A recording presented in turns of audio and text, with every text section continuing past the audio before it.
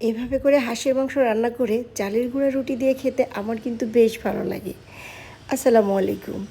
তো প্রথমে আমি নিয়ে নিয়েছি 3 কাপ পরিমাণ তেল, তার ভিতরে আমি 1.5 কাপ পরিমাণ পেঁয়াজ আর 2 কাপ পরিমাণ রসুন ব্লেন্ড করে আমি দিয়ে দিলাম। তার ভিতর দিয়ে দিয়েছি আমি 2 চামচ করে রসুন তো দিয়েই দিয়েছি, আর 2 চামচ করে দিয়ে দিয়েছি ধনিয়া আর জিরার গুঁড়ো, স্বাদ মতো লবণ দিয়ে দিয়েছি, কাঁচামরিচ দিয়ে দিয়েছি 1 কাপ পরিমাণ।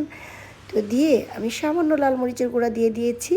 আর এই যে হাঁসটা কেটে ধুয়ে পরিষ্কার করে রেখে নিয়েছি। মশলাটা যখন খুব ভালোভাবে কষানো হয়ে যাবে তখন আমি আরেকটু তেল দিয়ে আরও ভালো করে কষিয়ে নিচ্ছি। তো এবার দিয়ে দিচ্ছি আমি হাঁসের মাংসগুলো, দিয়ে বেশ ভালো করে প্রায় 10-15 মিনিট সুন্দরভাবে মশলার সাথে কষিয়ে নেব, তো যাতে করে খুব সুন্দরভাবে মশলাগুলো হাঁসের মাংসের ভিতর ঢুকে যায়। দেখতে পাচ্ছেন আমি কিন্তু একদমই এবার এই মিডিয়াম আছে দিয়ে দিচ্ছি, আর আদা দেইনি, আমি এখন আদাটা দিয়ে দিলাম।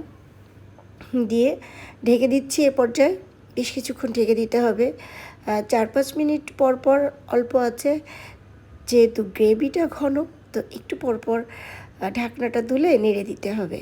তো আমি ঢাকনাটা তুলে নেড়ে দিচ্ছি, আর খুব সুন্দরভাবে নেড়ে দিয়ে যাতে করে মশলাটা নিচে লেগে না যায় সেদিকে কিন্তু বারবার খেয়াল রাখতে হবে।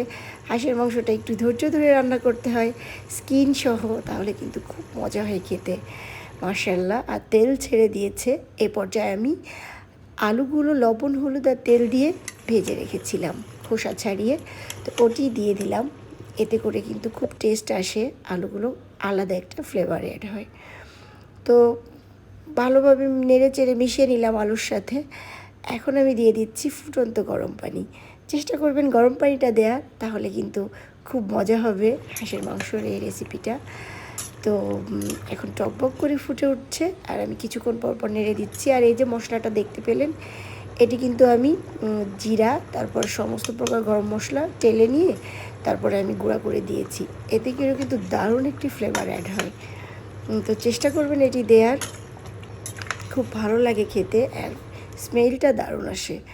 তো এরকম কিছুক্ষণ পরপরই আমি নেড়ে দিচ্ছি, আর আমি দেখছি কিছুক্ষণ পরপর হাঁসের মাংস একটু দেরি হয়। তো এই পর্যায়ে ঢেকে দিয়েছিলাম বেশ কিছুক্ষণ, অল্প আছে। এর ফাইনাল লুক দেখেন, আসলে এখনই খেতে ইচ্ছে করছে, তাই না? খুবই মজার, খুব ইয়ামি একটি রেসিপি। আমি কিন্তু এটি চালের গুঁড়া রুটি দিয়ে খাবো। আপনারা চাইলে পোলাও, ভাত, পরোটা যে কোনো কিছুর সাথে খেতে পারেন।